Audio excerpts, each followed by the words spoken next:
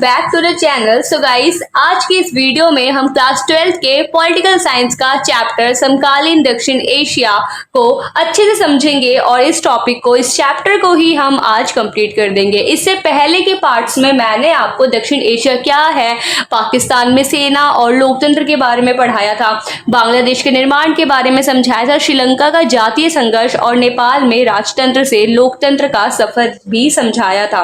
I wish कि आपने वो सारे टॉपिक्स अच्छे से रेडी कर लिए होंगे, आपको वो सारी चीजें अच्छे से समझ में आ गई होंगी। इससे रिलेटेड क्वेश्चन भी मैं आपको वीडियो के एंड में दूंगी, जो आपको मुझे कमेंट करके बताना है। तो आज का टॉपिक हमारा है भारत पाकिस्तान संघर्ष, जिसमें हम भारत पाकिस्तान के बीच विवाद के क्या कारण है, क्योंकि आप जानते हैं कि पाकिस्तान के साथ हमारे विवाद होते रहते हैं। ये हमारा मोस्ट फेवरेट दुश्मन है, ऐसा हम कह सकते हैं। तो भारत पाकिस्तान के संघर्ष को समझेंगे, उनके बीच विवाद होते रहते हैं, किन किन मुद्दों को लेकर विवाद हैं ये भी जानेंगे, और कुछ सहयोग के दायरे भी हैं जिनमें दोनों देशों ने आपस में सहयोग का तरीका अपनाया है, उसको भी समझेंगे। सो गाइस, आप जानते हैं कि समकालीन दक्षिण एशिया जो देश है उसमें 7 देश शामिल हैं, जिसमें भारत की स्थिति क्या है, केंद्रीय है। मतलब कि भारत क्या है, एकदम आप देखेंगे सेंटर में है, उसके बाद यहाँ पे नेपाल है, पाकिस्तान है, अफगानिस्तान है। तो भारत जो है क्या है, बीच में है, सेंटर में है। तो सेंटर में होने के कारण क्या है, इसका अधिकांश देशों से क्या है, विवाद होता रहता है। हो सकता है कुछ नेपाल के साथ हो, कुछ भूटान के साथ हो, कुछ श्रीलंका के साथ हो। तो अधिकांश देशों के साथ विवाद होता रहता है, क्योंकि भारत की जो स्थिति हमें देखने को मिलती है वो केंद्रीय है। दक्षिण एशिया के देशों में भारत की स्थिति केंद्रीय है, जिसमें से हमारा मोस्ट फेमस जो विवाद चलता आ रहा है, किसके साथ आ रहा है, पाकिस्तान के साथ आ रहा है। तो इसमें हम अपना फर्स्ट टॉपिक स्टार्ट करते हैं कि भारत पाकिस्तान के बीच विवाद के क्या क्या कारण हैं। तो पहला हमारा जो हमें विवाद का कारण देखने को मिलता है वो है हमारा कश्मीर मुद्दा। कश्मीर मुद्दे को लेकर भारत पाकिस्तान के बीच हमेशा विवाद रहा है। इनफैक्ट जब हमारा देश आजाद हुआ था 1947 में, तो उसके बाद भी कश्मीर मुद्दे को लेकर दोनों देशों के बीच काफी ज्यादा विवाद हुआ, बल्कि युद्ध जैसी स्थिति भी उत्पन्न हुई थी। जिसके कारण क्या हुआ, 1947 से 1948 में कश्मीर 2 हिस्सों में बंट गया। पहला था पाकिस्तान अधिकृत कश्मीर, जिसे पीओके के नाम से जानते हैं। आपने न्यूज में बहुत बार सुना होगा पीओके पीओके पीओके। तो ये पीओके वही है, पाकिस्तान ऑक्यूपाइड कश्मीर, मतलब पाकिस्तान अधिकृत कश्मीर, आप इसे याद रखेंगे। और दूसरा जो हिस्सा था हमारा भारत का, जम्मू कश्मीर बना। तो आपने ये जान लिया कि भारत पाकिस्तान के बीच जो कश्मीर का मुद्दा है कोई नई कहानी नहीं है, ये बहुत सदियों पुरानी कहानी है। जब से हमें आज़ादी मिली तब से कहानी ये चली रही है भारत पाकिस्तान के बीच कश्मीर मुद्दे को लेकर, और आज भी ये मुद्दा देखने को मिलता है। आज भी ये जो केस है वो सुलझा नहीं है। और दूसरा जो हमें युद्ध देखने को मिलता है 1965 में देखने को मिलता है, जिसमें कश्मीर का मुद्दा जो मतलब युद्ध हुआ था भारत पाकिस्तान के बीच, बट कश्मीर के मुद्दा जो था वो अनसुलझा ही रह गया। और इसके बाद हमने 1971 में भी देखा था भारत पाकिस्तान का युद्ध। मैंने आपको बताया था पाकिस्तान और भारत का युद्ध हुआ था 1971 में, बांग्लादेश के निर्माण के टाइम पे। तो 1971 में जब भारत पाकिस्तान का युद्ध हुआ तो ये उम्मीद की जा रही थी कि कहीं कश्मीर मुद्दा भी सुलझ जाएगा, बट ऐसा कुछ नहीं हुआ। कश्मीर मुद्दा वैसे का वैसा ही रहा। तो यहाँ पे हमारा मेन रीजन आता है कि भारत पाकिस्तान के बीच विवाद का जो मुख्य कारण है वो है कश्मीर मुद्दा। इनके बीच कश्मीर मुद्दा एक ऐसा जड़ है जो इनके विवाद को बढ़ाता रहता है। और भी कई कारण हैं भारत पाकिस्तान के बीच विवाद के, तो अब हम उसको समझते हैं एक एक करके। तो आई होप को आपको एक जो ये कश्मीर मुद्दा है समझ में आ गया होगा। सो गाइस, जो दूसरा रीजन है भारत पाकिस्तान के बीच संघर्ष का वो है सियाचिन ग्लेशियर पर नियंत्रण। सियाचिन ग्लेशियर क्या है, तो सियाचिन ग्लेशियर को मैंने यहाँ पे नोट करके समझाया है, जिसे आपको बहुत अच्छे से समझना है कि सियाचिन ग्लेशियर क्या है, विश्व का सबसे ऊंचा युद्ध क्षेत्र है। तो इस कारण से, और ये क्या है, भारत पाकिस्तान के पास ही स्थित है, जिस कारण क्या है, भारत पाकिस्तान के बीच इस पर नियंत्रण स्थापित करने के लिए तनातनी रहती है। जिस प्रकार कश्मीर को लेकर रहती है, उसी प्रकार सियाचिन ग्लेशियर को रहती है, क्योंकि विश्व का सबसे बड़ा युद्ध क्षेत्र है। इसके अतिरिक्त यहाँ पे हथियारों को लेकर भी कि पाकिस्तान के पास ज्यादा हथियार हैं तो इंडियंस जो है अपने हथियार ज्यादा करेंगे, फिर इंडियंस के पास ज्यादा हथियार हैं तो पाकिस्तान वाले अपने ज्यादा हथियार करने में लगेंगे। मतलब होड़ लगी हुई है कि मेरे पास ज्यादा हथियार होने चाहिए, मेरे पास ज्यादा हथियार होना चाहिए। तो इसके कारण भी भारत पाकिस्तान के बीच हमें संघर्ष देखने को मिलता है, मतभेद देखने को मिलता है। और आपको यहाँ पे वन मार्कर के लिए क्या रखना है कि 1998 में भारत ने पोखरण में, जो कि राजस्थान में है, वहां पे परमाणु परीक्षण किया था और अपने को परमाणु संपन्न देश घोषित किया था। आपको ये याद रखना है। तो भारत ने 1998 में पोखरण में, जो कि राजस्थान में है, वहां पे परमाणु परीक्षण किया। उसके कुछ दिनों बाद ही पाकिस्तान जो था उसने भी चगाई पहाड़ी पर अपना परीक्षण किया था 1998 में। तो यहाँ से हमने ये समझा भारत पाकिस्तान के भी संघर्ष जो दूसरा देखने को मिलता है वो है सियाचिन ग्लेशियर पर नियंत्रण और हथियारों की होड़ को लेकर, कि मेरे पास ज्यादा हथियार होने चाहिए। पाकिस्तान वाले कहते हैं, इंडियंस कहते हैं हमारे पास ज्यादा हथियार होने चाहिए। तो ये कारण हमें देखने को मिलता है भारत पाकिस्तान के बीच विवाद का मुख्य कारण। अब हम इसके अन्य कारणों को जानते हैं जो भारत पाकिस्तान के बीच कारण बनते हैं तनाव के। रीजन जो भारत पाकिस्तान के बीच विवाद का कारण बना हुआ है वो है पाकिस्तान द्वारा भारत में हिंसा उत्पन्न करना। क्योंकि जो भारत सरकार है वो पाकिस्तान पर यह आरोप लगाती है कि पाकिस्तान वाले लुका छुपे ढंग से, मतलब चोरी छुपे क्या करते हैं, भारत में हिंसा उत्पन्न करते हैं। हिंसा मतलब युद्ध की स्थिति उत्पन्न करते हैं। तो भारत सरकार क्या है, टाइम टाइम पर पाकिस्तान पर यह आरोप लगाती है और ऐसा हमें देखने को भी मिलता है। इसमें क्या ये आरोप लगाते हैं कि लुका छुपे ढंग से भारत में हिंसा उत्पन्न करते हैं। दूसरा क्या आरोप लगाते हैं कि पाकिस्तान वाले जो हैं कश्मीर उग्रवादियों को और आतंकवादियों को धन प्रदान करते हैं, हथियार प्रदान करते हैं ताकि वो भारत में हमला कर सके। तो ये भी पाकिस्तान पर आरोप लगाए जाते हैं। इसके बाद क्या था, 1985 से 1995 में पाकिस्तान ने खालिस्तान समर्थक उग्रवादी, खालिस्तान क्या है, पंजाब में अलग देश की मांग जो करते हैं ना उन्हें खालिस्तानी कहते हैं। तो पाकिस्तान वालों ने क्या किया, खालिस्तान के जो समर्थन करते थे जो लोग, उन्हें क्या किया, समर्थन प्रदान किया, उन्हें धन प्रदान किए, गोला बारूद प्रदान किए ताकि क्या कर सके, वो भारत में युद्ध की स्थिति उत्पन्न कर सके, भारत में लड़ाई झगड़े करवा सके। तो इस कारण है जो पाकिस्तान पर हम ये आरोप लगाते रहते हैं कि वो हिंसा की स्थिति उत्पन्न करता है। मतलब कि एक तरह से कह सकते हैं पाकिस्तान वाले इंडिया को कभी शांत नहीं देखना चाहते, वो चाहते हैं कि भारत में युद्ध होता रहे। तो आप इसे ऐसे समझेंगे। उसके बाद पाकिस्तान की खुफिया एजेंसी, याद रखेंगे आपने न्यूज में भी बहुत ज्यादा सुना होगा आईएसआई आईएसआई आईएसआई। तो आईएसआई क्या है, पाकिस्तान की खुफिया एजेंसी है। तो आईएसआई क्या करती है, भारत के पूर्वोत्तर भाग में आप देखेंगे दो देश है हमारे, नेपाल और बांग्लादेश। तो नेपाल और बांग्लादेश से क्या करती है, भारत के पूर्वोत्तर हिस्से में यानी असम, अरुणाचल प्रदेश, मणिपुर, मिजोरम, इन सब जगहों पर क्या करती है, हिंसा की स्थिति उत्पन्न करती है, हिंसा उत्पन्न करने का प्रयास करती है। तो ऐसा आईएसआई पर आरोप लगाया गया है। तो ये है भारत और पाकिस्तान के बीच विवाद का मुख्य कारण कि पाकिस्तान वाले भारत में हिंसा उत्पन्न करते हैं, कभी आतंकवादियों को धन प्रदान करते हैं तो कभी खालिस्तान वालों को गोला बारूद प्रदान करते हैं, कभी इनकी आईएसआई एजेंसी जो है भारत में हिंसा उत्पन्न करती है। तो इन सब मुद्दों को लेकर क्या है, भारत पाकिस्तान के बीच विवाद बना रहता है, तनातनी बनी रहती है।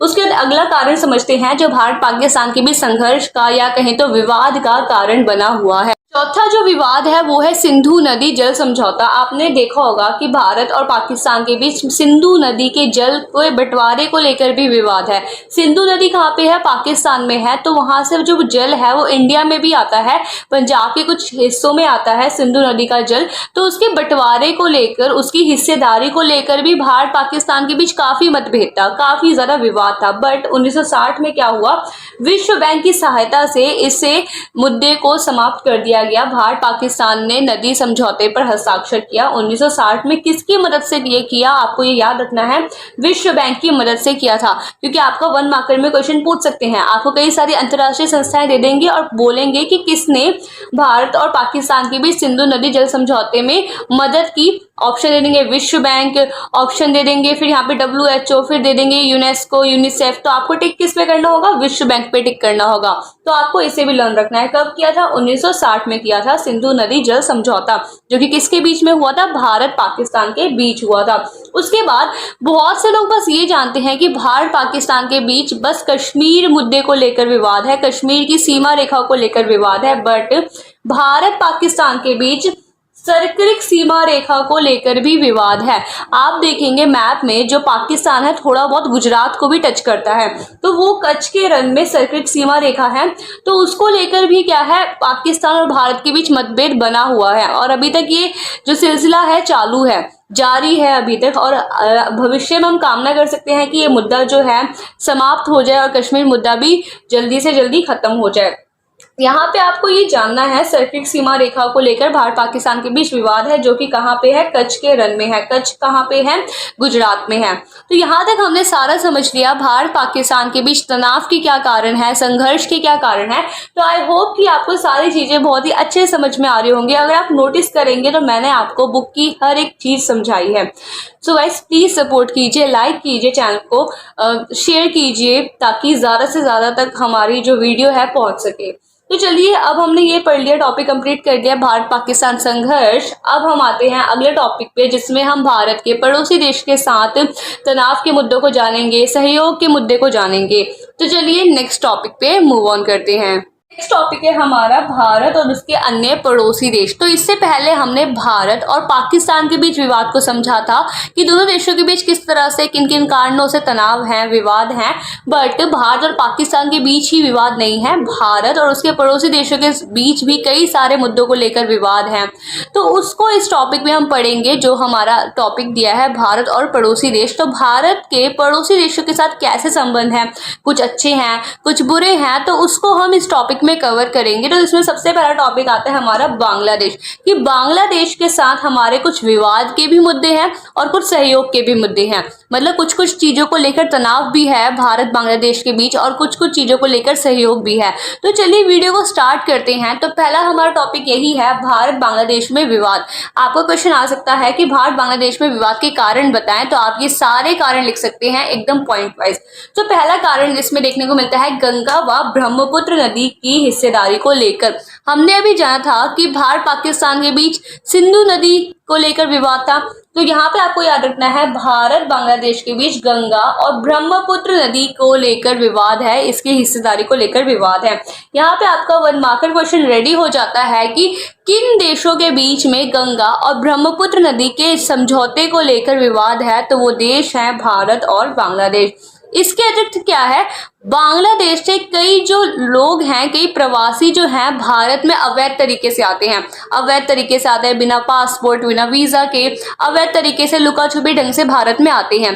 तो जब भारत सरकार ने ये बात बांग्लादेश की सरकार को बताया तो बांग्लादेश की सरकार ने इसका पूरी तरह से खंडन किया कि ऐसा कुछ भी नहीं है। ठीक है, तो इसको लेकर भी कई तरह से विवाद देखने को मिलता है भारत बांग्लादेश के बीच में। और इसके अतिरिक्त क्या है, बांग्लादेश भारत के विरोध में इस्लामी कट्टरपंथियों को, इस्लामी कट्टरपंथी जो मुसलमान जो भारत का विरोध करते हैं, भारत में विद्रोह करना चाहते हैं, तो इस्लामी कट्टरपंथियों को क्या करता है, समर्थन देता है। जैसे पाकिस्तान वाले देते थे खालिस्तान वालियों को, वैसे ही बांग्लादेश जो है इस्लामी कट्टरपंथियों का समर्थन करता है, फुल सपोर्ट करता है। तो देखिए हमने कैसे बांग्लादेश की मदद की थी और उसी ने हमारे साथ बेईमानी कर रहा है, छल कर रहा है, इस्लामी कट्टरपंथियों को भारत के विरुद्ध समर्थन दे रहा है। तो आप वही देखिए कैसे चेंज हो गया ये बांग्लादेश। उसके बाद क्या है, बांग्लादेश क्या करता है, हमारे जो सैनिक हैं वो पूर्वोत्तर भाग में जाना चाहते हैं, अरुणाचल प्रदेश में, असम के हिस्सों में जाना चाहते हैं। ठीक है, तो उसका क्या है, बांग्लादेश क्या करता है, सीमा नहीं प्रदान करता, बॉर्डर नहीं प्रदान करता। वो बोलता है हमारे बॉर्डर से आप नहीं जाएंगे, आपको जाना तो साइड के बॉर्डर से जाओ, बांग्लादेश के बॉर्डर को आप टच भी नहीं करोगे। तो यही रीजन भी है दोनों देशों के बीच विवाद का कि बांग्लादेश जो है भारतीय सैनिकों को सीमा प्रदान करने से मना कर देता है। इसके अतिरिक्त बांग्लादेश जो है भारत के साथ जो व्यापार होता है, जिसमें मुख्य हमें क्या है, गैस से तेल ये सब चाहिए होता है, तो बांग्लादेश क्या करता है, भारत को प्राकृतिक गैस नहीं देता। ठीक है, उसने तो एकदम सप्लाई पे क्रॉस लगा रखा है कि भारत को तो देना ही नहीं है। तो भारत में प्राकृतिक गैस का निर्यात ना करना, किसके द्वारा, बांग्लादेश। बांग्लादेश जो है भारत में प्राकृतिक गैस नहीं प्रदान करता है, नहीं बेचता है। ठीक है, तो इसके कारण भी दोनों देशों के बीच विवाद देखने को मिलता है। इसके अतिरिक्त भारत जो है बांग्लादेश पर ये आरोप लगाता है कि बांग्लादेश क्या है, व्यापार में बेईमानी करता है, ऑनेस्टी से व्यापार करता ही नहीं है। तो इन सब मुद्दों को लेकर भारत बांग्लादेश के बीच विवाद देखने को मिलते हैं। तो यहाँ हमने अपने विवाद देख लिए कि भारत बांग्लादेश के बीच क्या क्या विवाद हैं। अब हम समझते हैं कि बस विवाद ही नहीं होते, दोनों देशों के बीच कुछ सहयोग के पहला पॉइंट है कि भारत बांग्लादेश में सहयोग के क्या मुद्दे हैं। तो सहयोग का पहला मुद्दा है कि पिछले 20 वर्षों में हमें देखने को मिलता है कि भारत पाकिस्तान के बीच आर्थिक संबंधों में वृद्धि हुई है, व्यापार के क्षेत्रों में वृद्धि की है, इन लोगों ने आर्थिक सहयोग बढ़ाया है। तो तो ये पहला सहयोग के मुद्दे देखने को मिलता है भारत बांग्लादेश के बीच में। दूसरा क्या है, भारत ने क्या है, आपको मैंने पहले भी पढ़ाया था लुक ईस्ट और एक्ट ईस्ट की नीति, जब हम आसियान वाला चैप्टर कर रहे थे। तो आप मुझे अभी होमवर्क में जल्दी से कमेंट करके बताएंगे कि भारत ने लुक ईस्ट व एक्ट ईस्ट की नीति कब अपनाई थी। तो जल्दी से कमेंट कीजिए। तो लुक ईस्ट की नीति क्या थी? लुक ईस्ट की नीति थी पूर्व की ओर चलो नीति। पूर्व की ओर मतलब पूर्व की ओर जो देश हैं उनके साथ सहयोग स्थापित करना। तो बांग्लादेश भी पूर्व में स्थित है, तो इस तरह से बांग्लादेश जो है भारत का लुक ईस्ट और एक्ट ईस्ट की नीति का हिस्सा है, जिसमें कि हमने ये ठाना हुआ है, भारत ने ठाना हुआ है कि हम पूर्व के जो क्षेत्र हैं उनके साथ सहयोग बढ़ाएंगे, उनके साथ मित्रता स्थापित करेंगे।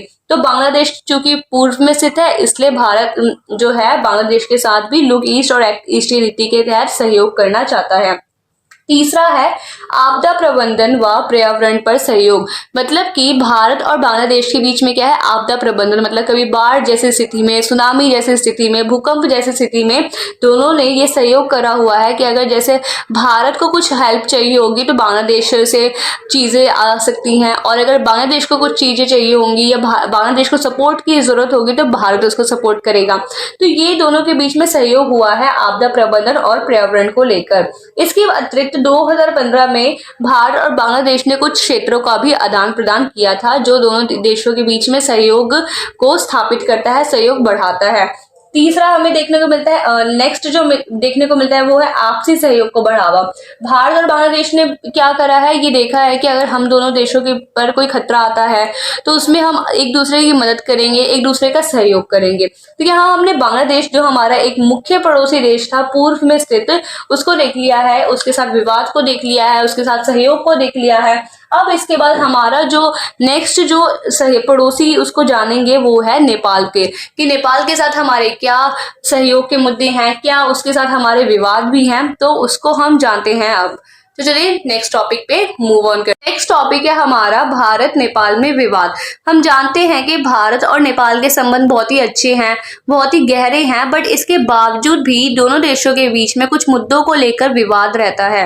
तो उन मुद्दों को, उन पॉइंट्स को हम एक एक करके समझेंगे। तो इसमें पहला पॉइंट ही है कि नेपाल की चीन से मित्रता, कि नेपाल ने जब से चीन के साथ अपनी मित्रता स्थापित की है तब से भारत और नेपाल के रिश्ते जो हैं उसमें कड़वाहट आ गई है, क्योंकि हमने देखा है कि भारत और चीन का युद्ध भी हो चुका है, उन दोनों देशों के बीच में जो है दोस्ती जैसा संबंध भी नहीं है, बट उसके बावजूद भी नेपाल ने चीन के साथ मित्रता कर ली। तो इसके कारण भी दोनों देशों के बीच में विवाद रहता है। और दूसरा क्या है कि भारत में हमने देखा है कि कई विरोध प्रदर्शन होते हैं, कई बार युद्ध होते हैं, कई बार हमारे जो जवान हैं, हमारे जो सैनिक हैं, जो कश्मीर की बॉर्डर पर लगे हुए हैं, वो शहीद हो जाते हैं। जैसे पुलवामा अटैक हमें देखने को मिलता है, कारगिल युद्ध देखने को मिलता है, जिसमें हमारे कई वीर जो सैनिक थे शहीद हो गए थे। तो जो ये घटनाएं जो भारत में देखने को मिलती हैं, जो ये विरोधी प्रदर्शन देखने को मिलते हैं, तो इसमें जो है नेपाल अपनी कोई प्रतिक्रिया नहीं देता, ना ही वो इसके खिलाफ कोई कदम उठाता है।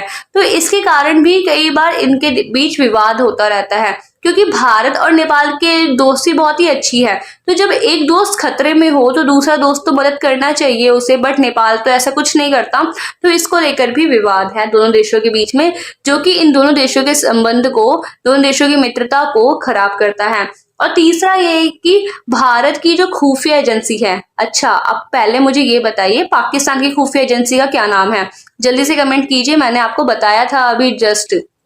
अब देखते हैं कि भारत की जो खुफिया एजेंसी है वो नेपाल के माओवादी आंदोलन को भारत के खिलाफ मानती है, क्योंकि जो नेपाल में जब माओवादी आंदोलन होते हैं तो उसके कारण क्या है, असम के कई हिस्सों में, आंध्र प्रदेश के कई हिस्सों में कई नक्सलवादी समूह भर कर आते हैं, कई विरोधी प्रदर्शन देखने को मिलते हैं। तो इसके कारण जो है भारत और नेपाल के बीच विवाद बना हुआ है।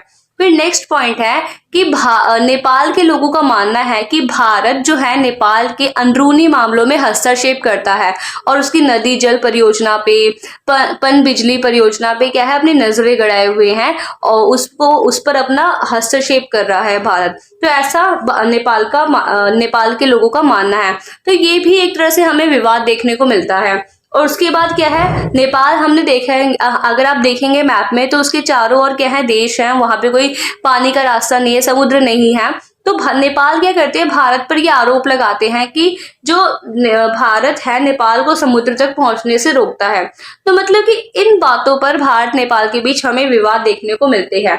तो ये सारे विवाद तो हैं ही, बट अब इसके बाद कुछ सहयोग के मुद्दे भी हैं जो इन दोनों देशों की मित्रता को बढ़ाते हैं। तो अब हम उनको जानते हैं, समझते हैं भारत नेपाल में सहयोग के क्या मुद्दे हैं। तो भारत नेपाल की हमने पहले भी बात की थी कि संबंध जो है इनके बहुत ही अच्छे हैं, बहुत ही मीठे हैं, बहुत ही मधुर हैं। और क्या है, इन दोनों देशों के बीच में एक संधि हो रखी है जिसके मुताबिक क्या है, दोनों देशों के नागरिक यानी कि भारत और नेपाल के नागरिक जो हैं एक दूसरे के देश में बिना पासपोर्ट वीजा के आ जा सकते हैं, जो कि इन दोनों देशों के जो संबंध है उनको बहुत ही अच्छा बनाता है। दूसरा क्या है, भारत और नेपाल के बीच में कई व्यापार को लेकर, वैज्ञानिक परियोजनाओं को लेकर सहयोग है। कई हमारे साथ इनके सहयोग हो रखे हैं व्यापार को लेकर, वैज्ञानिक परियोजना को लेकर। इसके अलावा प्राकृतिक संपदा, बिजली उत्पादन, जल प्रबंधन, इन सब पर भी क्या है, भारत और नेपाल के बीच में जो संबंध हैं सहयोग के देखने को मिलते हैं कि दोनों देशों ने प्राकृतिक संपदा मतलब भूमि का, जल का, इस पर अपनी शेयरिंग को लेकर दोनों देशों के बीच में सहयोग है। बिजली उत्पादन को लेकर दोनों देशों के बीच में सहयोग है और वाटर मैनेजमेंट को लेकर भी दोनों देशों के बीच में सहयोग है। और अगला हमें है कि मजबूत व शांतिपूर्ण इनके संबंध हैं, क्योंकि हमने जाना था कि नेपाल में लोकतंत्र तो पहले था नहीं, तो जब से वहाँ पे लोकतंत्र की स्थापना हुई थी, हाँ अभी यहाँ पे आपको एक और होमवर्क मिल रहा है कि आपको बताना है जल्दी से कि नेपाल में लोकतंत्र कब आया। तो जल्दी से कमेंट करके बताइए कि नेपाल में लोकतंत्र की स्थापना कब हुई, क्योंकि इससे पहले तो वहाँ पे राजतंत्र था। मैंने आपको ये पूरा टॉपिक ही एक्सप्लेन किया है, नेपाल में राजतंत्र से लोकतंत्र। तो अगर आपने नहीं देखी है तो जल्दी जाइए, वीडियो अपलोडेड है चैनल पे। और जल्दी से ये कमेंट करके भी बताइए कि नेपाल में लोकतंत्र की स्थापना कब हुई थी। तो जब से नेपाल में लोकतंत्र की स्थापना हुई है तब से भारत और नेपाल के जो संबंध हैं वो और ही गहरे हो गए हैं, और ही अच्छे हो गए हैं। तो यहाँ हमने अपने दो पड़ोसी देश यानी कि बांग्लादेश और नेपाल के साथ संबंध को समझ लिया है। अब हम आगे बढ़ते हैं जिसमें हम भारत और श्रीलंका के संबंधों को समझेंगे। तो चलिए नेक्स्ट टॉपिक पर आते हैं। टॉपिक है हमारा भारत श्रीलंका में विवाद। तो इसमें हम समझेंगे कि भारत और श्रीलंका के बीच विवाद के क्या मुद्दे हैं, इनके बीच सहयोग के क्या क्षेत्र हैं, तो उसको डिस्कस करेंगे। तो चलिए स्टार्ट करते हैं इस टॉपिक को। तो वैसे अगर बेसिकली देखा जाए तो भारत और श्रीलंका के बीच कोई ज्यादा विवाद है नहीं, ज्यादा चीजों को लेकर मतभेद है नहीं, बट एक ये है कि वहाँ श्रीलंका के लोगों का मानना है कि जो भारत है उनके अंदरूनी मामलों में हस्तक्षेप करता है। जैसे कि जातीय संघर्ष श्रीलंका का हुआ था, हमने पिछली वीडियो में पढ़ा था, जिसमें कि भारत ने अपनी शांति सेना भेजी थी जो कि वहां के लोगों को अच्छी नहीं लगी थी। तो इस कारण भी भारत श्रीलंका के बीच हमें थोड़ा मतभेद देखने को मिलता है। और अगर आप करंट का अगर एक देखेंगे तो अभी श्रीलंका ने हाल ही में चीन को अपना एक बंदरगाह शेयर किया है, अपना एक बंदरगाह दिया है, जिसके कारण भारत और श्रीलंका के बीच थोड़े मतभेद है। तो ये सारी चीजें हैं, बट आपकी बुक में ये दिया है तो आपको इसी को लर्न करना है कि भारत श्रीलंका में विवाद का जो मुख्य कारण है वो यही है कि भारत द्वारा श्रीलंका के जातीय संघर्ष में जो हस्तक्षेप किया गया था, इसके कारण उनके बीच मतभेद देखने को मिलता है। मतभेद तो देखने को मिलता है, बट इसके बावजूद भी इनमें कई चीजों को लेकर सहयोग भी है, कई चीजों को लेकर मित्रता भी है। जैसे कि इनके जो संबंध है बहुत ही मजबूत हैं, शांतिपूर्ण है। हमारे श्रीलंका के साथ कभी युद्ध देखने को नहीं मिला है, तो अच्छे रिश्ते हैं हमारे श्रीलंका के साथ। उसके बाद हमने ये देखेंगे कि 1998 में भारत और श्रीलंका के बीच मुक्त व्यापार समझौता हुआ था, जिससे कई सारे टैक्सेस खत्म हो गए थे। तो आपको ये लर्न कर रखना है, 1 मार्कर के लिए भी आ सकता है कि भारत श्रीलंका के बीच मुक्त व्यापार समझौता कब हुआ था, तो 1998 में हुआ था। उसके बाद श्रीलंका में जब सुनामी आई थी तो उससे उबरने में उसमें जो हेल्प की थी, उसमें जो सपोर्ट किया था वो भारत ने किया था, जिसके कारण भी इन दोनों के संबंध जो है बहुत ही ज्यादा मजबूत हुए हैं, बहुत ही ज्यादा अच्छे हुए हैं। दूसरा, भारत जो है श्रीलंका को आपदा प्रबंधन में, जैसे कि सुनामी में भारत ने श्रीलंका की हेल्प की, और पर्यावरण पर, इन सारे क्षेत्र में भारत और श्रीलंका के बीच सहयोग देखने को मिलता है, जो कि भारत और श्रीलंका के जो रिश्ते हैं उनको बहुत ही मजबूत बनाता है, बहुत ही अच्छा बनाता है, बहुत ही सुदृढ़ बनाता है। यहाँ हमने श्रीलंका को भी समझ लिया, उसके साथ संबंध को भी देख लिया। अब हम समझते हैं भारत और भूटान के साथ हमारे किस प्रकार के संबंध हैं। तो चलिए नेक्स्ट टॉपिक में मूव ऑन करते हैं। है भारत भूटान का संबंध। इसमें हम जानेंगे भारत के भूटान के साथ क्या संबंध है। तो बेसिकली भारत और भूटान के बीच में वैसे किसी भी चीज को मतभेद नहीं है लेकर, बट उनके बीच इस टॉपिक में हम भारत और भूटान के संबंध को जानेंगे। तो वैसे भारत और भूटान के संबंध बहुत ही ज़्यादा अच्छे हैं, बहुत ही ज़्यादा सुखद हैं, बहुत ही मीठे हैं, ज़्यादा उनमें कोई भी कड़वाहट नहीं है। तो इनके जो संबंध है मजबूत और शांतिपूर्ण है। और इसके अलावा जो भूटान है वो हमारा इतना अच्छा मित्र है कि हम कह सकते हैं, क्योंकि पूर्वोत्तर भाग में हमने देखा था कि कई उग्रवादी समूह भर कर आते हैं जो भारत में हिंसा की स्थिति उत्पन्न करते हैं। बट भूटान ने क्या किया, उन उग्रवादी समूहों को जो कि पूर्व में थे उन्हें खदेड़ भगाया, जिससे भारत को काफी ज्यादा मदद मिली। ये हमारा एक अच्छी मित्रता का संकेत भी है, जिससे भारत और भूटान के संबंध बहुत ही ज्यादा मजबूत हो गए।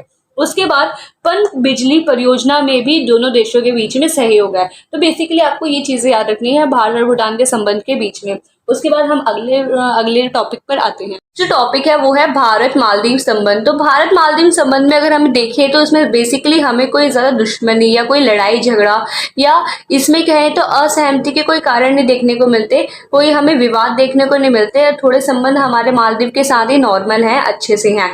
जैसे पहला पॉइंट ही बता रहा है आपको कि भारत मालदीव के संबंध कैसे हैं, मजबूत हैं और शांतिपूर्ण हैं। दूसरा क्या था, एक बात आपको इसमें याद रखनी है, 1988 में क्या हुआ था, तमिल जो थे, हमने देखा था श्रीलंका में कुछ तमिल भी रहते थे। तो श्रीलंका और मालदीव तो पास में ही है, तो श्रीलंका से कुछ तमिल जो थे वो मालदीव चले गए। अब जब वो मालदीव चले गए तो उन्होंने क्या किया, मालदीव पर आक्रमण कर लिया ताकि वो मालदीव पर अपना कब्जा जमा सके। तो जब मालदीव पर तमिलों ने आक्रमण कर दिया तब मालदीव ने भारत से मदद मांगी। तो जब भारत से मदद मांगी तो भारत पीछे रहने वालों में से है नहीं, भारत तो सबकी मदद करता है। तो भारत ने क्या किया, भारत की जो नौसेना थी और वायुसेना थी उन्होंने तुरंत कार्रवाई की, उन्होंने मालदीव की तुरंत जाके हेल्प की। तो इसके कारण क्या है, दोनों के संबंध और मजबूत हो गए और गहरे हो गए। ठीक है, आपको ये पॉइंट याद रखना है। उसके बाद भारत और मालदीव के बीच में आर्थिक विकास, पर्यटन, मत्स्य उद्योग को लेकर भी काफी ज्यादा सहयोग है। और विकास योजना में भी ये दोनों जो है भागीदारी अपनी साथ में हमें इनकी देखने को मिलती है। तो ये सारे पॉइंट्स आपको मालदीव वाले में याद रखना है। और आपको एक और पॉइंट नोट रखना है, लर्न करके रखना है कि दो द्वीपीय देश जो हैं वो हमारे पड़ोसी देश हैं, जो कि है एक श्रीलंका और एक है मालदीव। तो आपको एग्जाम में पूछ सकते हैं 1 मार्कर के लिए, तो आपको याद रखना है, ये वैसे भी बेसिक सी चीज है। अब हम आते हैं नेक्स्ट टॉपिक पे मूव ऑन करते हैं।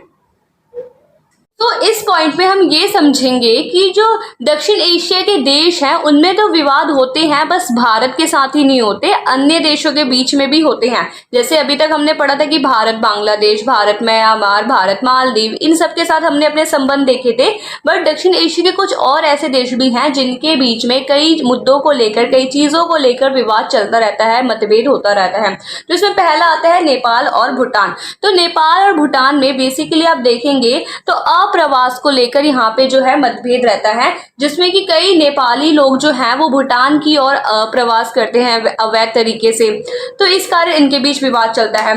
दूसरा है बांग्लादेश और म्यांमार के बीच में। बांग्लादेश और म्यांमार के बीच में सेम वही है, अप्रवास को लेकर, क्योंकि रोहिंग्या जाति के जो लोग हैं वो क्या करते हैं, बांग्लादेश से म्यांमार की ओर अप्रवास करते हैं। तो इस कारण भी क्या है, इनके बीच विवाद रहता है। रोहिंग्या जाति के लोग, आप याद रखेंगे, कहाँ से, बांग्लादेश से म्यांमार की ओर प्रवेश करते हैं, जिस कारण से इनके बीच भी मतभेद रहता है। दूसरा है बांग्लादेश और नेपाल के बीच में। बांग्लादेश और नेपाल के बीच में हिमालय नदी की हिस्सेदारी को लेकर, हिमालय नदी के बंटवारे को लेकर विवाद रहता है। जैसे कि भारत और पाकिस्तान के बीच में था, कौन सी नदी को लेकर, ये कमेंट करके आप बताएंगे मुझे। तो आपको एक ये चीज भी याद रखनी है, बांग्लादेश और नेपाल के बीच में हिमालय नदी की हिस्सेदारी को लेकर विवाद रहता है। और इसके बाद हमने देखा कि भारत के कई सारे जो झगड़े हैं वो हो रखे हैं उनके पड़ोसी देशों के साथ या दक्षिण एशिया के देशों के साथ। तो इसका मेन रीजन क्या है कि भारत की जो स्थिति है ना वो केंद्रीय है। अगर आप मैप में देखेंगे तो हमारा बीच में इंडिया है और उसके साइड में यहाँ पे पाकिस्तान है, यहाँ पे नेपाल, भूटान, म्यांमार, बांग्लादेश, श्रीलंका, मालदीव, मतलब वो बीच में कौन है, भारत है। तो बेसिक सी बात है कि झगड़े किसके साथ ज्यादा होने के चांसेस है, भारत के साथ ही ना, क्योंकि भारत की स्थिति क्या है, केंद्र में है। बीच की स्थिति है। तो इस कारण ये नहीं कि बस भारत लड़ता रहता है, झगड़ता रहता है, झगड़ालू है भारत, नहीं है, ऐसा कुछ नहीं है। इसका मेन रीजन ही यही है कि बीच में है भारत, भारत की जो भौगोलिक स्थिति है वो केंद्रीय है, तो इस कारण क्या है, मतभेद देखने को मिलता है कई कारणों के। तो यहाँ तक हमने अपने सारे पॉइंट्स को डिस्कस कर लिया है, हमने सारे पड़ोसी देशों को डिस्कस कर लिया है, उनके साथ हमारे विवाद को देख लिया है, सारे सहयोग के मुद्दों को देख लिया है। तो आई होप कि आपको सारे पॉइंट्स बहुत अच्छे से समझ में आ रहे होंगे। तो गाइस प्लीज लाइक कीजिए, शेयर कीजिए और चैनल को सब्सक्राइब जरूर कीजिएगा। आपका एक एक सब्सक्राइब सच्ची में हमें बहुत ज्यादा मोटिवेट करता है। सो आई होप कि आपने लाइक जरूर करा होगा। तो ये चलिए कि अब हम आते हैं अपने नेक्स्ट टॉपिक में, जिसमें जो कि हमारा इस चैप्टर का लास्ट टॉपिक है, जिसमें हमें पढ़ना है शांति और सहयोग के बारे में। तो चलिए नेक्स्ट टॉपिक पर आते हैं। टॉपिक है हमारा शांति और सहयोग। तो शांति और सहयोग में बेसिकली आपको जो दिया गया है दक्षेश के बारे में बताया है। दक्षेश मतलब कि सार्क, इसको इंग्लिश में कहते हैं सार्क, वैसे हिंदी में इसका नाम जो है दक्षेश है। दक्षेश मतलब south Asian association for regional cooperation. आपको इसका फुल फॉर्म लर्न रखना है कि सार्क की फुल फॉर्म क्या है, और ये दक्षेश है। दक्षेश कुछ और नहीं है, हमने स्टार्टिंग में जब हमने इसका पार्ट 1 देखा था तो उसमें हमने दक्षिण एशिया के देशों के बारे में पूरा इंट्रोडक्शन देखा था। तो कुछ नहीं, दक्षेश वही है, दक्षिण एशिया के देशों का समूह ही दक्षेश है। तो आपको याद रखना है। दक्षेश की शुरुआत कब हुई थी, कब इसकी स्थापना हुई थी, तो 1985 में हुई थी, और इसका मुख्यालय ढाका जो कि बांग्लादेश में है वहां पर है। अब वैसे आपकी बुक में ये पॉइंट नहीं दिया है, बट आप इसे लर्न कर लीजिए क्योंकि ये बहुत ही एक तरह से इंपॉर्टेंट पॉइंट है और जनरल नॉलेज भी आपकी इंक्रीज हो जाएगी इससे। उसके बाद इसमें सदस्य, अभी हमने बात कर ली इसके सदस्य देश कौन से हैं, दक्षिण एशिया के जो देश हैं वही इसके सदस्य हैं। अब हमने देखा था कि जो दक्षेश है यानी जो सार्क है, दक्षिण एशिया के जो देश हैं उनमें क्या होता है, कई मुद्दों को लेकर झगड़े होते रहते हैं, मतभेद होते रहते हैं। अभी हमने सारा टॉपिक वही तो कवर किया था। तो क्या है, दक्षेश ने उतना असफल रहा है, उतना सफल नहीं रहा, उतना सक्सेसफुल नहीं रहा है ये ग्रुप। ये भी एक ग्रुप ही है, जैसे आसियान एक ग्रुप था, यूरोपीय संघ एक ग्रुप था, तो वो तो बहुत ही मतलब उन्होंने आगे प्रगति की है। बट दक्षिण एशिया के जो ग्रुप है वो है सार्क, उसने आगे सफलता प्राप्त नहीं की है, उसने कोई ज्यादा विकास नहीं किया है, क्योंकि इनमें क्या है, झगड़े ही होते रहते हैं कई कारणों को लेकर। तो ये है, तो ये अगर ऐसा माना जाता है कि अगर जो दक्षिण एशिया के देश है ना वो मुक्त व्यापार समझौता कर ले, मुक्त व्यापार लागू कर ले, तो क्या है, इनमें थोड़ा सहयोग की भावना आ सकती है। तो ऐसा इसमें मानना है सार्क के सदस्यों का या पूरे विश्व का। तो आपको इसमें ये चीज भी याद रखनी है बेसिकली। उसके बाद हम एक और टॉपिक इसमें आता है जो है साफ्टा करके। साफ्टा को समझते हैं कि तो साफ्टा क्या है। साफ्टा बेसिकली दक्षिण एशिया मुक्त व्यापार क्षेत्र है। इसमें क्या है, ये एक समझौता किया गया है सदस्य देशों के बीच में। जैसे कि अगर आप माने देखिए, भारत से अगर कोई चीज श्रीलंका में हम निर्यात कर रहे हैं तो क्या है, उस पर सीमा पर एक टैक्स लगता है जब हम अपनी चीजें दूसरे देशों में भेज रहे हैं। तो उस टैक्स को कम करने के लिए क्या है, दक्षिण एशिया के देशों ने एक पहल की है जिसमें उन्होंने साफ्टा नामक एक समझौते पर हस्ताक्षर किया है। इस पे कब हस्ताक्षर किए गए, 2004 में इसमें हस्ताक्षर किए गए और 1 जनवरी 2006 से ये लागू कर दिया गया। इसमें क्या है, इसका लक्ष्य यही है व्यापार में लगने वाले सीमा शुल्क को कम कर देना। कि जैसे कि अगर हमारे इंडिया से कोई चीज जा रही है श्रीलंका में, तो जब वो वहां से इधर श्रीलंका जा रही है तो बेसिकली क्या है, उस पर टैक्स लगता है, प्रशुल्क, कोटा, ऐसे करके कुछ टैक्स लगता है। तो क्या है, उस टैक्स को कम करने के लिए क्या है, साफ्टा के क्षेत्र में पहलकदमी की है इन सदस्य देशों ने। तो इससे क्या है, ऐसा माना जाता है कि इनमें शांति सहयोग की भावना बढ़ रही है। और अगर साफ्टा के जो लोग हैं, साफ्टा के जो सदस्य हैं वो आपस में सहयोग कर ले तो ये एक तरह से विश्व में दक्षिण एशिया का बहुत ही मजबूत क्षेत्र बन सकता है, बहुत ही मजबूत ग्रुप देखने को मिल सकता है हमें। क्या है, साफ्टा को लेकर जो बहुत से देश हैं दक्षिण एशिया के, वो क्या है, शंकित रहते हैं, शक करते रहते हैं कि इससे तो बस भारत को फायदा होगा, हमें तो कोई फायदा होगा ही नहीं। बट भारत का क्या मानना है कि इससे हर देश को फायदा होगा, बल्कि इससे तो सहयोग की भावना बढ़ेगी। तो भारत का ये मानना, और वैसे भी भारत को जो है इन चीजों से ज्यादा फर्क पड़ता नहीं है, क्योंकि भारत की पहले से ही भूटान के साथ, नेपाल के साथ और श्रीलंका के साथ द्विपक्षीय व्यापार है। उनके साथ पहले ही हमारे मुक्त व्यापार समझौता हो चुका है। श्रीलंका के साथ हमारा मुक्त व्यापार समझौता कब हुआ था, जल्दी बताइए कमेंट करके, हमने ये पढ़ा हुआ है। तो जल्दी से कमेंट कीजिए, इससे आपकी रिवीजन हो जाएगी एक बार दोबारा से। और अगर आपने नहीं देखी है वीडियो तो जाइए, जाके देखिए। तो यहाँ तक हमने ये देख लिया साफ्टा के बारे में। अब हम समझते हैं भारत पाकिस्तान में सहयोग के क्या दायरे हैं, क्योंकि इससे पहले हमने विवाद पढ़े थे कि भारत पाकिस्तान में कई चीजों को लेकर विवाद है, कश्मीर को लेकर विवाद है, सियाचिन ग्लेशियर को लेकर विवाद है, ये दोनों देश एक दूसरे पे शक करते रहते हैं, इन सब को लेकर विवाद है। बट इनमें कुछ सहयोग के दायरे भी हैं, कुछ इन दोनों देशों ने आपस में शांति बहाल करने के लिए कुछ सहयोग भी किए हैं, तो उसको देखते हैं अब हम। तो आई होप कि आपको ये टॉपिक अच्छे से समझ में आ गया होगा। सो गाइस प्लीज इसे अच्छे से लर्न कर लीजिएगा, आपके पेपर में one exam point of view से बहुत ज्यादा इंपॉर्टेंट। हमने भारत पाकिस्तान में झगड़े के बारे में देखा था, विवाद के मुद्दों को देखा था, बट अब हम भारत पाकिस्तान के बीच में सहयोग को देखते हैं कि दोनों देशों के बीच में किन किन क्षेत्रों में सहयोग है। तो पहला है कि दोनों देशों ने सहयोग के क्षेत्र में प्रयास किए हैं। अभी फिलहाल में उन्होंने बहुत अच्छे अच्छे संबंध स्थापित करने का प्रयास किया, बट बात यह है कि भारत पाकिस्तान की जो स्थिति है वो कभी भी ठीक नहीं होने वाली, उनके जो लड़ाई झगड़े कभी खत्म होने का नाम नहीं लेने वाले। तो दोनों देशों ने क्या किया है, अपने विश्वास बहाली के प्रयास किए। दोनों देशों ने एक दूसरे को ये मतलब समझाने का प्रयास किया है कि हम इधर से हमला नहीं करेंगे, हम इधर से हमला नहीं करेंगे। तो विश्वास बहाली के प्रयास किए गए हैं। दूसरा तीसरा हम इसमें देख सकते हैं नेताओं और जो महत्वपूर्ण हस्तियां हैं, जैसे कि इंडिया के कई क्रिकेटर्स होते हैं या जो सेलिब्रिटीज होते हैं उन्हें पाकिस्तान में पसंद किया जाता है। पाकिस्तान के कई सेलिब्रिटीज होते हैं जिन्हें इंडिया के लोग पसंद करते हैं। तो उन्होंने क्या है, इन दोनों हस्तियों ने, इन दोनों महत्वपूर्ण नेताओं महत्वपूर्ण हस्तियों ने आपस में क्या है, मधुर संबंध स्थापित किए हैं, अच्छे संबंध बनाए हैं। दूसरा क्या है, इन दोनों ने क्या किया, एक दूसरे की परेशानियों को ऑब्जर्व किया है, अच्छे से देखा है और उसका समाधान करने के क्षेत्र में भी प्रयास किया है। और तीसरा मतलब लास्ट हम देखेंगे कि क्या है, दोनों देशों ने क्या है, बस मार्ग अपने एक स्थापित बस मार्ग की व्यवस्था की है, जिसमें कि क्या है, पंजाब के रास्ते में ये करा गया है, जिससे भारत और पाकिस्तान ने अपनी महत्वपूर्ण भूमिका निभाई है, जिसमें क्या है, वीजा जो है आसानी से मिल जाता है। तो आपको ये याद रखना है। वैसे भी भारत पाकिस्तान में सहयोग के कुछ ज्यादा हमें देखने को मिलते नहीं है, क्योंकि दोनों देशों की एक ऐसी कहानी है कि जिसमें जो लड़ाई है कभी खत्म होने का नाम ही नहीं लेती है। तो यहाँ तक हमने भारत पाकिस्तान में सहयोग का भी देख लिया है। अब हम नेक्स्ट टॉपिक पर आते हैं।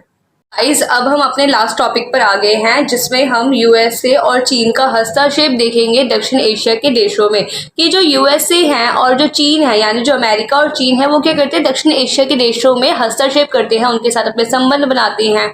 तो ये देखते हैं इसमें हम। पहला तो है कि भारत और चीन के संबंध अगर देखा जाए तो शुरुआत से लेके अब तक, पहले तो बीच में हमारे खराब हो गए थे, बट अभी हमारे जो संबंध हैं थोड़े अच्छे हुए हैं, पहले से तो थोड़े अच्छे ही हुए हैं।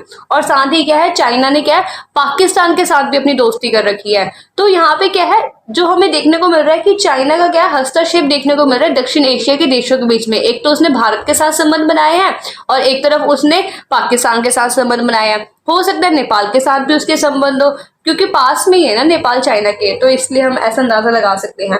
तो आपको बस ये याद रखना है, दक्षिण एशिया के देशों में जो है चाइना ने अपना हस्तक्षेप किया है, जिसमें उसने भारत के साथ संबंध बनाए हैं, तो उसने पाकिस्तान के साथ भी साझेदारी की हुई है। दूसरा आता है हमारा अमेरिका। अमेरिका ने भी क्या है, अभी जब से शीत युद्ध खत्म हुआ है तब से क्या है, अमेरिका ने भारत और पाकिस्तान के साथ जो है अपने जो संबंध है उसमें बढ़ोतरी की है, बहुत अच्छे संबंध बनाए हैं। हमारे अमेरिका के साथ अभी फिलहाल में तो बहुत अच्छे संबंध देखने को मिल रहे हैं। अभी हमारे प्राइम मिनिस्टर यूएसए भी गए थे, जहाँ पे उन्होंने अमेरिकी संसद को भी संबोधित किया था, जो कि हमारे लिए बहुत ही प्राउड मूवमेंट है, बहुत ही प्राउड फील कराता है हमें। तो वैसे हमारे इससे हमें पता चलता है कि हमारे अमेरिका के साथ जो संबंध है बहुत ही अच्छे हो रहे हैं। बट अमेरिका ने क्या है, वहीं वहां पे उसने पाकिस्तान के साथ भी साझेदारी की हुई है, जो कि क्या है, कई बार हमारे अमेरिका और भारत के रिश्ते के बीच में थोड़ा बहुत खटकता सा है। ठीक है, तो आपको याद रखना है। तो यही है, अमेरिका ने भारत और पाकिस्तान में मध्यस्थता की भूमिका निभाई है। एक तरफ तो वो भारत को सपोर्ट करता है और एक तरफ वो पाकिस्तान को सपोर्ट करता है। तो इस तरह से हमें जो है दक्षिण एशिया के देशों में बाहरी शक्तियों का, बाहरी देशों का हमें हस्तक्षेप देखने को मिलता है। ठीक है, तो आपको बेसिकली ये चीजें याद रखनी है। तो आज के इस वीडियो में हमने इस चैप्टर को पूरी तरह से अच्छे से कंप्लीट कर लिया है। होप कि आपको सारी चीजें समझ में आई होंगी। अगर समझ आई है तो लाइक कीजिए, शेयर कीजिए और चैनल को सब्सक्राइब कीजिए। आई होप कि आपको सारी चीजें अच्छे से समझ में आ गई होंगी। Thank you so much.